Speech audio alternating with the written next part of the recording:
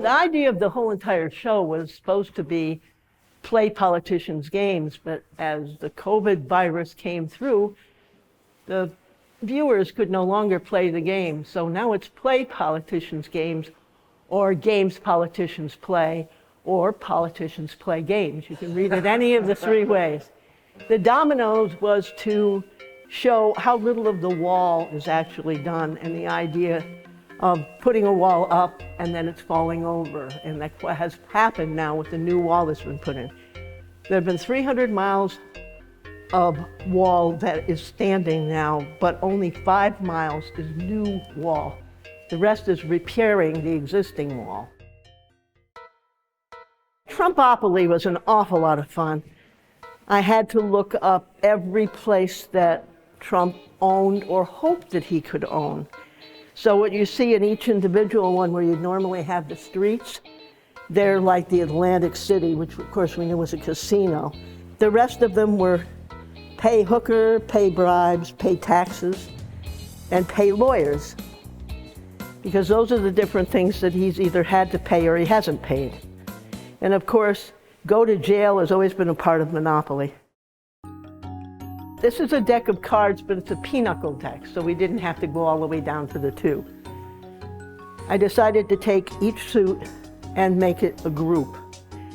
So in the case of this group, the ace is Steve Bannon. These are all the people who are presently indicted or have been arrested and jailed. The Scrabble game started out with this one, with Black Lives Matter.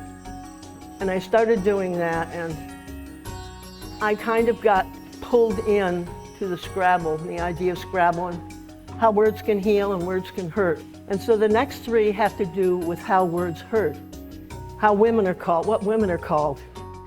The second one are the slanderous terms that Trump has. And the last time, I'm gay, so the LGBT community has also had different slurs. And I was born in the 40s, so in the 60s and 50s, we had game shows. And we had one called What's My Line? And the idea was to guess what the person did for a living. Well, I thought about the 3 presidents that went up for impeachment charges.